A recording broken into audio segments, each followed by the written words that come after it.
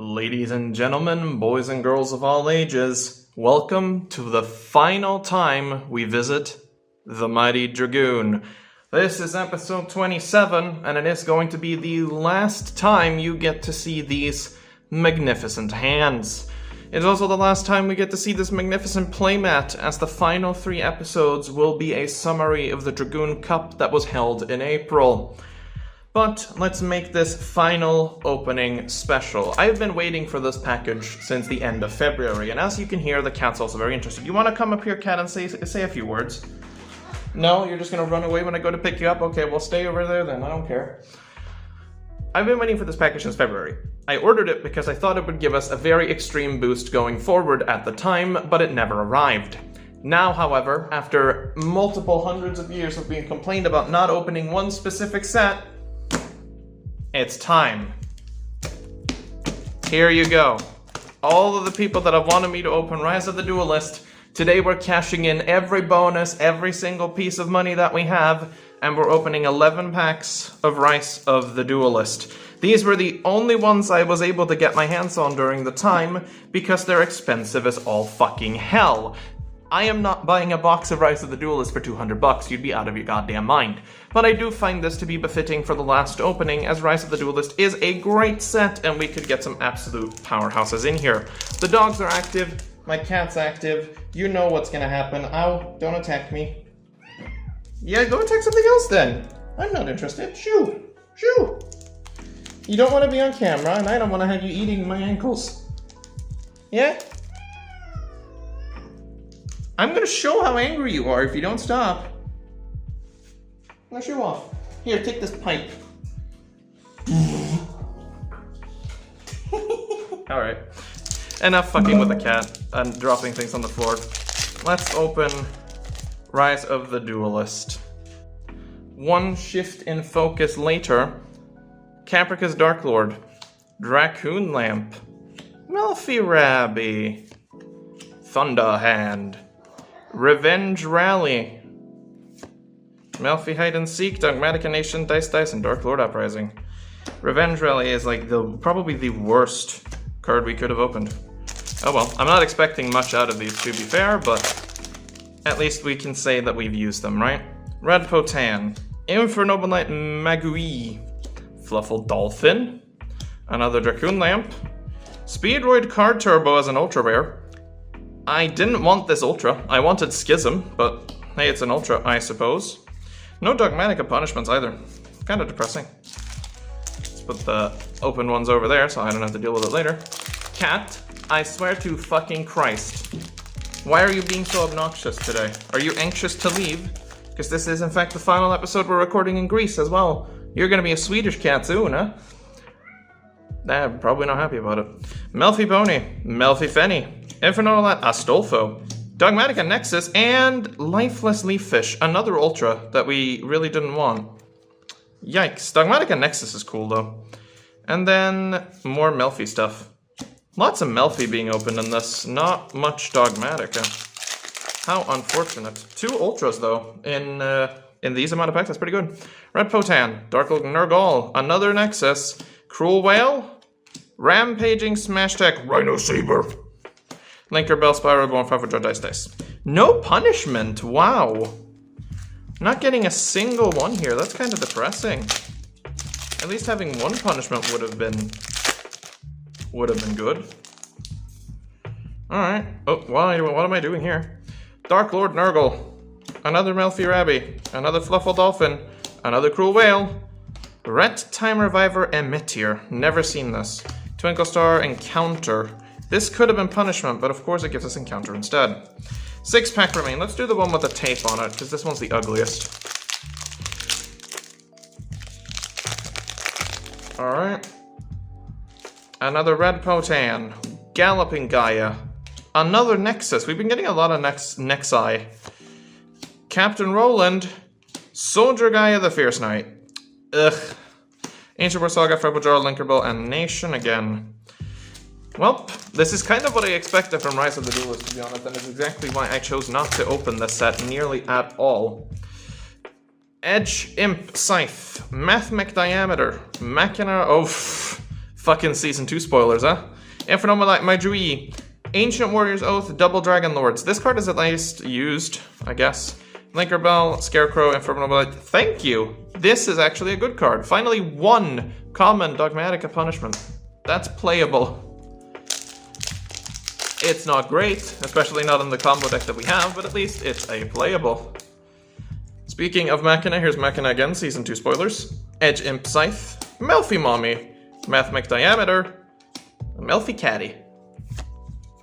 Spiral Discharge, Dice, another punishment, great, now we have 2. Can't complain there. 3 packs left, I'm doubting we open a secret here, but opening a Schism would be the absolute bonkers. We have already opened 2 Ultras though, so I doubt it. Another Diameter, Captain Roland, Unauthorized Boot Up Device, Edge and Scythe, Speedroid Block and Roll, Twinkle Star Horn, Junk Sleep Spiral Fusion. I don't know why I put it on that pile there. 2 packs remain of the final opening for Season 1. What were you guys' favorite moment of Season 1, actually? That's gonna be today's little comment section trivia. What did you enjoy most about Season 1? Dogmatica Theo, Boot Up Device, Darkle and Nurgle, Fluffle Dolphin, oop, another Rhino Saber, Horn, nothing there. Last pack, last time you see these fancy hands, last time you see the fancy Dragoon, this is the moment it all comes down to. Will we get the Schism? Because the Schism is the only real thing we're looking for here. Let us proceed. Cruel Whale, Fenny, Drill Driver Vespinato, Dogmatica Theo, DD Evil, Samurai, Arc, Discharge. So we only got 2 punishments, but it's something, right? So how much do we want to bet that when I flip this card over, it's going to be absolute trash? It's Charles. Oh well, we do come out of this final one with at least 2 punishments, and these are at least decent. They're not super great in our deck specifically, but they are a good thing to own.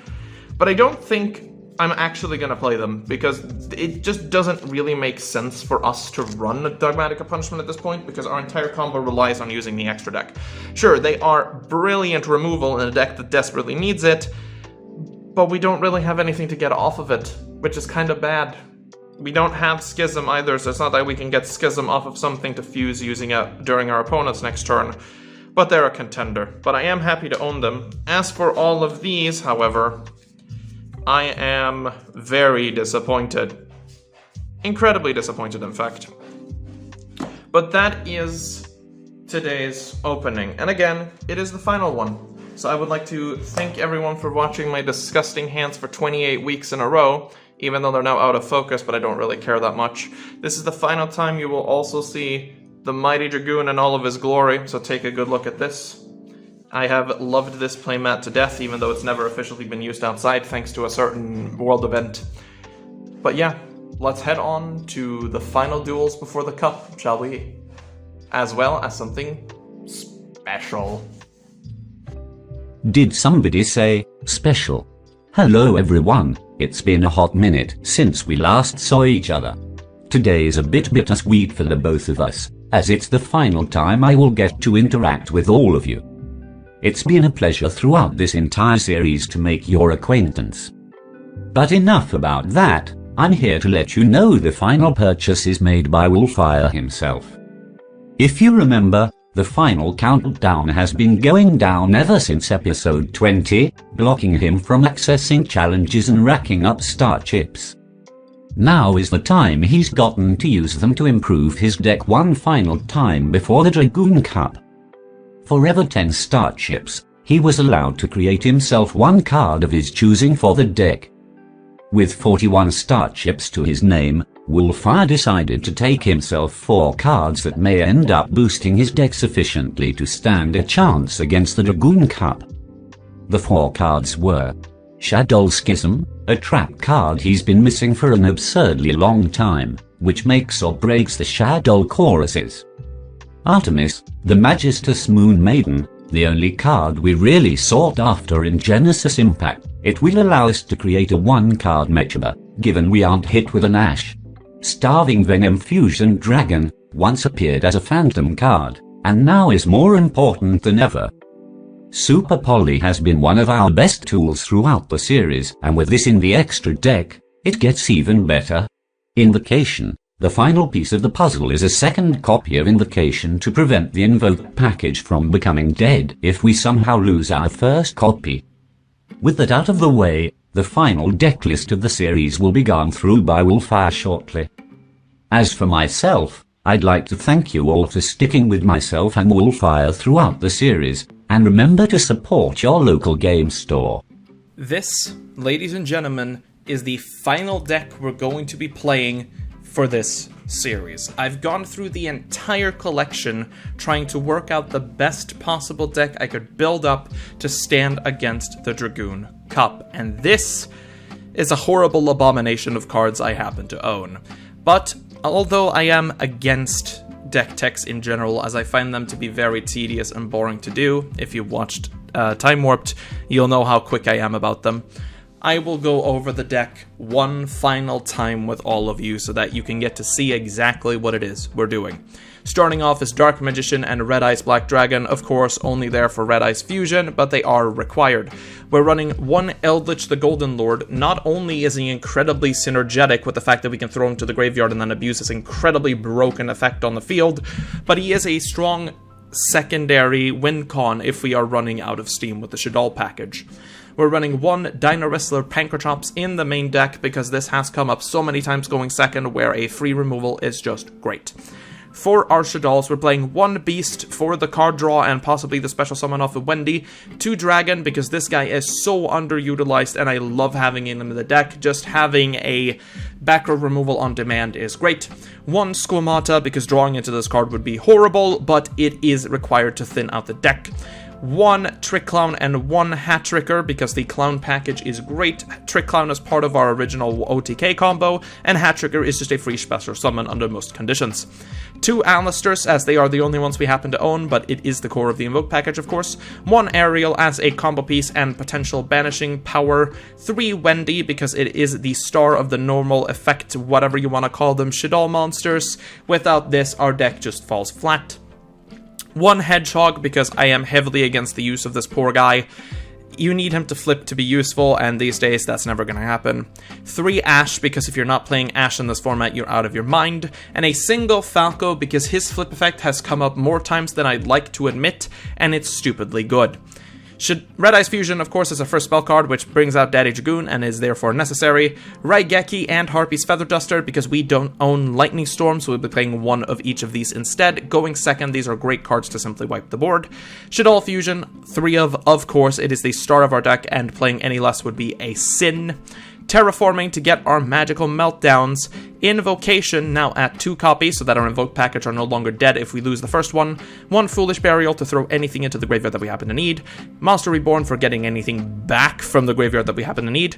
2 Super Polys are now in the main deck because there is a lot of Dark running around, and now that we have a Starving Venom Fusion Dragon, there is no reason not to run it. Magical Meltdown, of course, preventing our fusion spells from being negated and fetching an Alistair to our hand. 2 Infinite Impermanences as the Hand Trap package, because let's be honest, this card is great. A Reshaddoll Incarnation for our combo potential, and the new Shaddoll Schism. Schism we've been missing for a very, very long time, and I'm incredibly happy to finally have access to it. In our extra deck, we are running 1 Mechaba, 1 Daddy Dragoon, 2 Constructs, our new Starving Venom Fusion Dragon that you saw as a Phantom card in, I believe, episode 13 or 14. It's here, and it's here to stay, because my god, is this a strong card that we needed. A Didgeridoo, Purgatoria, 1 Apcandlone, 1 Winda. Crusadia Evermax is still in the deck because there are situations where it does come up. Borosword is our OTK machine. Nightmare Phoenix can deal with problematic back row. Cross Sheep allows us to do our combo. Predaplant for obvious reasons, as well as our Artemis, the Magistus Moon Maiden, which is now a 1-card Mechaba with Alistair. Our main deck is inconsistent, but it is explosive. When we go off, we really go off, and there's very little the opponent can do to stop us. But if we don't pop off, we are extremely good at the grind game if we survive that far. We're incredibly weak to decks that don't use the extra deck at all, and we're also weak to board states where we aren't able to capitalize on the Shaddoll effects. Now, for the side deck, here is where most of the changes have happened. We're running 3 Nibiru. Nibiru is just great in this format. There are tons of spammy decks out there, and Nibiru just blows them out completely. Our only Kaiju in Gamma Seal. We're just going to use what we have. 3 Lancia, because banishing is the hot new thing again, and with Lancia, we can put all of that to rest. 3 Dark Ruler no more to get through problematic boards. Called by the Grave to deal with any Eldritch or Baladrock shenanigans. 2 Twin Twisters to synergize with our Harpy's Feather Duster. Mind Control to deal with specific monsters that we couldn't deal with otherwise, say True Draco or Drytron. And then Super Polymerization, an extra copy just in case. This is the final deck list. On screen right now, you are going to see the total cost of every single card in this deck. And right now, you're going to see what it's cost me to get here. Let's make the best out of this €1,000 mess, shall we? So for the first viewer duel of today, we have up against EndOfBattlePhase, who is playing our worst matchup, which is True Draco. He's going to start off with Dragonic Diagram, going into Heritage, using Card of Demise in order to split his deck up, using Pantheon in order to get Monarchs Erupt, and of course he chooses all 3, so what option do I really have? Setting most of his entire hand here, and then passing turn back to us. Unshockingly, True Draco likes to play their back row, and there's not really much we can do about it. We go for Eldritch, poking out one of them, and we do manage to hit the Eruption, going to set 1 card to activate the Eldritch effect just to bring it back in order to get some beatstick on board that I know for a fact that True Draco can't get over. We go in for our 3,500 points of damage, hoping that the retort is not going to be massive. Keep in mind that Eldritch is also protected for this turn in terms of effects, so we should be fine. Battlephase, however, managed to find Pot of Duality off the top, which gives him Ignis Heat, the True Draco Warrior, which he will activate immediately to summon onto the field, activating Diagram to get himself the True Draco Apocalypse. Apocalypse is annoying for us because there isn't much we can do about it, and now that Eldritch is reduced back to its original attack, we special summon our Perform Mage Hat Tricker and normal summon our Falco in order to attempt to link off for Dragoon, but we get hit with a There Can Only Be One. We are now forced to sack our Falco, unfortunately, as we just have to pass turn, changing our Eldritch into defense position. Battlephase will activate True Draco Heritage once again to shuffle cards back in the deck to draw 1, then set a card and attack with Ignis Heat into our poor clown. At this point, we're drawn to Magical Meltdown, which is probably the best card we could have drawn here, as we're now free to summon Spellcasters yet again, which we will do with Alistair. Alistair, of course, will fetch us an Invocation as he adds a Disciple of the True Draco Phoenix to hand. We don't really care at this point. We go into Cross Sheep, which is a beast, so we can summon it under There Can Only Be One. We activate Invocation to go into Purgatorio, which is a Fiend, which we can also summon. Cross Sheep is going to bring out Hat Tricker, which is a Spellcaster, which is fine. At this point, we're going to use our Eldritch to get rid of Magical Meltdown to bring it onto the field as a big boy, going into our Snake, which is a plant, activating the effect to bring out Dragoon, and you can probably guess from here that this is going to be game. However, EndOfBattlePhase does not stagger. He goes for 2 True Draco Apocalypses in order to have the attack of all of our monsters, but regardless of that, our board is strong enough to just take the game from here. We go in with our Purgatorio. Of course, he's going to use the effect anyway, because why wouldn't he? But we're just going to chain Dragoon, and we're going to use Alistair for the heck of it, just to punch him dead. Game number 2, we've cited in all of the back row hate that our deck can muster, and opening both Harpy's Feather Duster and Raigeki is absolutely crazy. EndOfBattlePhase is going to go straight for setting his entire goddamn hand yet again as True Draco players does, activating Card of Demise for 3, which is quite big, activating Disciples in order to get out the Dynamite Knight? Yeah, the big one's Dynamite Knight. Then activating Domain of the True Monarch, meaning we can no longer special summon from the extra deck, which is painful. However, we are just going to activate our Harpy's Feather Duster, which gets met with a Judgment for 4k, which is probably the best thing we could have gotten here. We activate Raigeki, hitting Dynamite Knight off the field, normal summoning our Alistair now that we're free to use effects again. The effect goes through and we get our Invocation to hand. We then go into Artemis the Magistus Moon Maiden for the first time, activating Shaddoll Fusion. We get hit with a There Can Only Be One, but that doesn't really matter for us in this particular instance. We go into Construct, activating Construct's effect to dump a dragon to get rid of that There Can Only Be One, setting a beast in the process. At this point, we activate our Invocation in order to go into Mechaba in order to get our Alistair back from the Banished Zone so we can get for the increased attack. We go in and attempt to go for game here, but of course we're met with a second True Draco Apocalypse, which is going to let him have the attack of our monsters as well as destroy the Mechaba. We are able to punch him for 1400, but after that we unfortunately have to pass. He then top decks the freaking Terraforming. Terraforming goes to a Draconic Diagram, which is going to allow him to start off his combo once again, killing our Construct by destroying the whatever. We get our Shaddoll fusion back as he gets Disciples of the True Draco Phoenix, and he managed to get another Dynamite Knight off the top. Yikes. He does attack into our Beast, which is going to allow us to draw 2 cards at the very least, and we draw into Alistair and Red Eyes Fusion, which is probably the best card we could have gotten here. Topping decking Mind Control just means this is game. We're going to activate Mind Control, grabbing the Dynamite Knight, using our Red Eyes Fusion to get our Dragoon onto the board, and then attack over the open field for game. Thanks for showing up in a battle phase. I hate your deck with a burning passion. For the second match of today, we're playing up against another fan favorite of the show, Ouseley. Ouseley has decided to bring the 60-card pile of Lich back as he activates Mothman's effect after setting 1 card, getting himself to draw a card, and of course, milling the Banshee, allowing him to get into Zombie World, as well as the Elixir of Black Awakening, summoning Eldritch. With 2 cards in the macro, this is quite a predicament to sit in as we attempt to activate Red Eyes Fusion. We get met with the summoning of a Balladrock, which is horrifying, but we do manage to get our big boy on the board. Unfortunately, that doesn't matter much in this case because Balladrock is going to be very easily getting rid of it, as we get met with an Elixir of White Destiny this time, bringing back the Balladrock.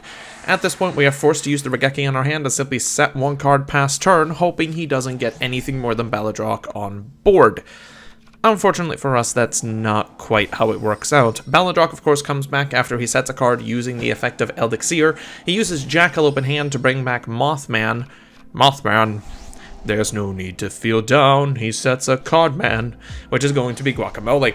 He then activates Elixir's effect to bring another Guacamole onto the board to use Eldritch's effect to summon it, destroying the Guacamole. For some reason, he decides to then link off into Masquerena, using his Eldritch to beat into our face down card, which is Wendy. Wendy, in this case, is going to fetch a dragon face down, hoping that we can spin something back to his hand, hopefully being enough to do anything. Guacamole activates at the end of the turn, getting another Elixir on board, and here's Balladrock. At this point, there's very little we can do, so we attempt to flip open the dragon, stopping Balladrock from doing anything else, and hey, we succeed, I suppose. At this point, we do have to fire off the Ash to stop the Elixir, but Guacamole still hits the field and is going to banish a Wendy from our graveyard. We then attempt to activate El Shaddoll Fusion, going into our construct. But of course, if you forgot, there's a Balladrock on board. Balladrock, however, doesn't activate its effect as we're able to go into Nightmare Phoenix, destroying the zombie world, which is then going to fire off Balladrock and a lot of chains in sequence.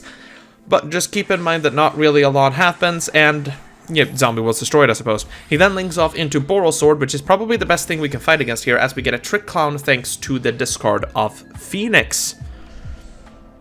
We are, however, forced to basically end our turn here by summoning our Eldritch ourselves, going for Falco, and then making a play that I didn't think I'd ever get to do. We're going to summon our Predaplant, making one of the traps dark, which kind of already is, then using our freaking Super Poly in order to Super Poly into Starving Man and Fusion Dragon, getting rid of both of his threats on board.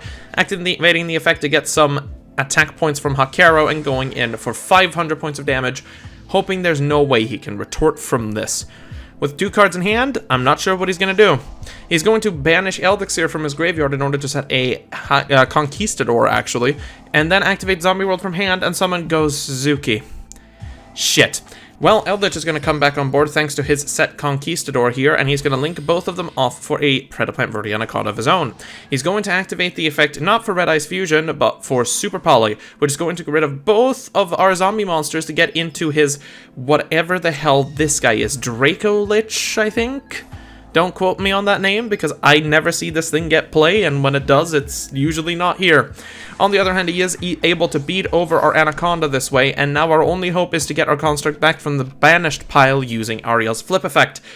Unfortunately, because he now has Zombie World, this means Balladrock is now back on board, and that's going to put a damper into our game, as game number 1 goes to Ouseley.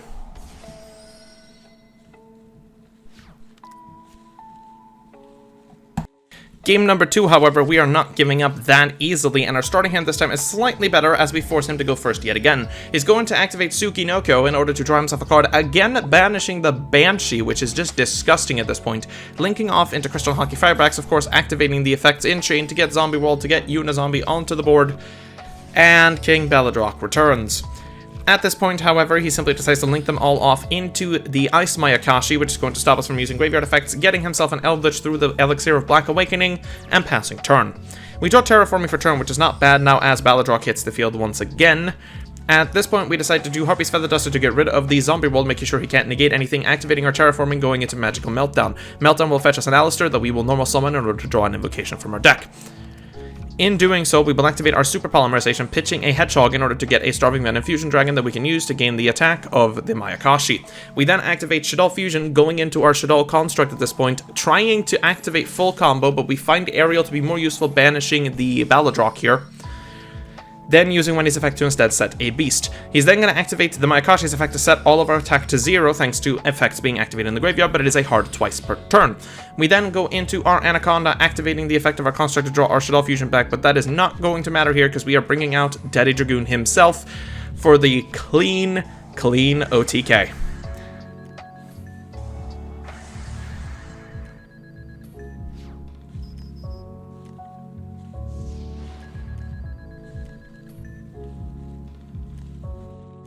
Game number 3, and we're hoping for as swift of a battle as the second game. Our starting hand is far worse, and we are forced to go first here, but we're going to fire off the invocation to go into a Winda, activating the effect of Hedgehog to draw ourselves a card, and Beast to draw ourselves a second card, as we don't really have any other play here. We're going to normal summon Alistair to get another invocation to hand, linking it off into Magistus Maiden, but due to Winda, we're kind of screwed here because we cannot really go into a Mechaba, and we're forced to pass turn. Of course, Golden Land of Pay 800 Feel Great is going to come down with an Eldritch on board in order to get our Winda to the graveyard and then special summoning itself using the effect of the Golden Land in order to drop a Hakera to the graveyard, normal summoning Unizombie following shortly after.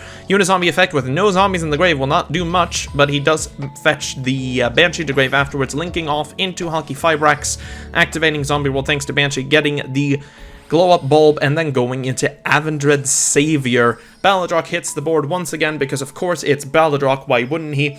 Going into the battle phase is very easily going to beat over the Artemis here. She's defenseless, what do you want me to say? Balladrock gets in for a solid punch of damage, and our situation is once again dire. During the end phase, of course, he is going to use the effects of his Golden Lane cards in the graveyard to set new Golden Lane cards onto the field, being Black Elixir and Scarlet Sanguine. We draw into Red Eyes, which does nothing, so we're forced to fire off our Shaddoll Fusion, because thank God for Avendred, right? We attempt to break the Zombie World using the effect of a Dragon in Graveyard, but it gets immediately negated as he flips up the Scarlet Sanguine, bringing out the Golden Boy again. We use our invocation to go into a Didgeridoo this time to pop the Golden Boy, getting our Alistair back thanks to invocation, normal summoning yet again to draw another invocation from the deck to our hand. At this point, we link off into Predapant Verti Anaconda, simply firing off our invocation once again, hoping to go for the OTK using Mechaba. We do manage to get quite far here as we activate the effect of Anaconda, going into our Super Polymerization, where we get out our silly dragon once again. Thanks to a Didgeridoo's second effect, which is very unused usually, we can banish a fusion card from our graveyard to gain its attack, and we will end the duel that way. That was surprisingly close, and usually when Balladrock shows up, we just lose. I'll take it. Match number 3, and we're bringing in our second 60-card pile of cards. It's Zuikaku, of course, playing his 60-card Engines deck. Normal summoning Ecclesia, getting himself Dogmatic Punishment to hand, setting 2 cards, and then doing the wonderful thing we call pass turn. On our turn, we are able to special summon Pankratops, thankfully, is our best out against Dogmatic Punishment, firing off our Shaddoll Fusion in hand now that we have full combo in hand. We attempt to strike one of the back row, which turns out to be Scarlet Sanguine, because of course it is. So we, instead of going for full combo, we decide to go a different direction. We get our Clown onto the board and we attempt to draw a card when we are hit with the punishment, which is going to destroy the Clown for some odd reason, dropping Entis, which destroys the Construct. We are able to redraw our hand pretty well here, but we're forced to go into the battle phase and simply attack over Ecclesia using our Pankratops, because there's no way we can currently beat over the Eldritch's chonky defense. During the end phase, of course, Scarlet Elixir is going to get a Conquistador onto the back row of Zui, and then he simply sets a card and passes, which is great for us. We draw into a Super Poly, which is probably our best weapon here, so we flip open our Hedgehog in an attempt to draw into Schism. We fire off the Super Polymerization, getting ourselves a Construct using his Eldritch, then banishing our Ariel to get rid of the Eldritch forever. Thank God for that. We go into the battle phase, hoping to punch in for a decent chunk of damage as he flips up a Squamata. Squamata deals with our Construct pretty cleanly, and there's no card in the graveyard for it to pick up, so it will simply have to remain there. Zui on his turn decides to start off by setting 2 cards and then passing turn. Perfect. We'll go for it. We simply attempt to use our Shaddoll Fusion again, going into Winda, this time getting a special summon off of Wendy, but we're hit with a Conquistador, which is going to break our back row. Oh, sorry, no, it's a Conquistador. It does nothing. Haha, you don't have an Eldritch. I'm stupid. We go into the battle phase and we kill the Conquistador. Murder it. Then we go for the 2600 Chonky Beat Stick using our Pancratops, simply having to pass turn again with 1 free destruction on board. We then get hit with a Dark Ruler no more. That's bad. Zui then normal summons his Alistair, going into the invocation, then firing off a Super Poly of his own in order to get rid of the Winda, going into his own Winda. Our Winda effect will activate, dragging us a Shaddoll Fusion to hand as he activates the invocation for a Mechaba. We then at this point activate Schism, fusing off into a Apkalone, getting rid of his Winda, then silencing the Mechaba for good. Unfortunately, we've walked straight into a trap. As it turns out, he has his own Shaddoll Fusion in hand, allowing him to go into Construct, which is probably the worst case scenario. He then sets yet another Skomata face down, activating Golden Land off the top. Yikes. He gets himself a Conquistador, which he decides to set, activating the effect of Invocation to drag himself Alistair back, then the new Eldritch Engrave, special summoning it, and we are in a shitty spot now. In battle phase, he goes in with Construct over our Pancratops, which we can't tribute here because it's still negated thanks to Dark Ruler, but he misses the fact that we are unkillable when we have our Mechaba on board. It wasn't hit by Dark Ruler, so it should be fine. He then goes off into a Dragoon of his own, and we're now staring down 2 very, very important cards. We do have it destroyed, and we flip back a Construct from Grave, and then we summon a Dragon thanks to Squamatus and Wendy's effects. At this point, we have very, very little left of gas in our deck, but we'll have to do something. We draw into the best card we possibly could, which is a Super Poly, which immediately gets rid of any threat on the board, as we're now able to activate the effect, and he goes for a Conquistador, but instead of destroying the Starving Venom, he destroys the Schism. Starving Venom then can very easily punch over the poor golden boy. I feel bad because that game was definitely Zui's, but it is what it is. Game number 2, however, our start is not great, but we are going to activate Magical Meltdown, doing the classical invoked bullshit of normal summoning Alistair pass, except it's not pass. We link off into Artemis and then activate Invocation in order to fuse into Mechaba. With Mechaba on the board, we then activate Invocation to get it back, of course, then activating Shaddoll Fusion to go into Construct, attempting to go for full combo yet again. Our full combo this time is basically the best bet we can have, but then halfway through the combo, I forget that Incarnation is still in my hand. Shit. So not being able to do full combo, I instead opt to drop Schism into the graveyard, activating Anaconda anyway, firing it off to get Dragoon onto the board and Schism in my hand. This way I will at least have some sort of retort if he blows up my board. I don't set Schism, however, because I'm faking it out in case he has back row removal. On Zui's turn, he simply sets 2 cards, sets a monster, and does nothing. We flip open Incarnation to bring back Wendy from the graveyard, and as soon as he realizes it's over, he scoops. Thanks for the duel, buddy. Now, for our final duel of today, we are up against J-Chip from the J-Chip Show. However, this is an EDO Pro duel, and that means you'll get to enjoy some music for a bit. Enjoy.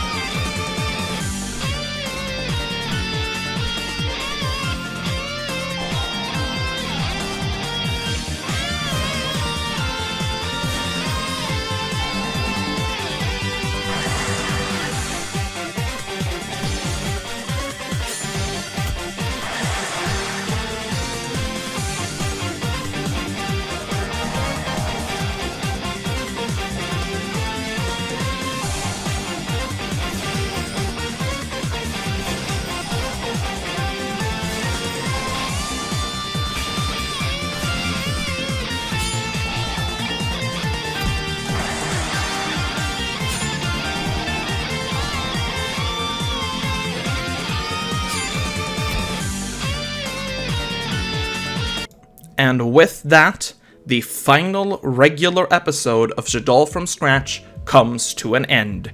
And how fitting it is that we go up against the fans of the series, scoring 4-0, our second clean sweep of the series, and I couldn't be happier. Thanks guys for supporting the show this entire way through. Half of you guys are my patrons, the other half have been around since episode 1. I cannot thank you enough for staying with me this far.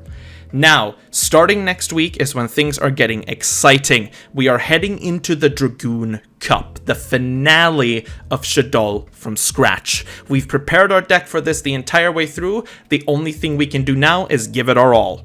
But, as always, if you enjoyed the video, do remember to click subscribe down below. Every single one of you helps the algorithm. Click the like button if you enjoyed. If you watched this far, comment down below the big chungus. Because, I don't know, funny, I guess.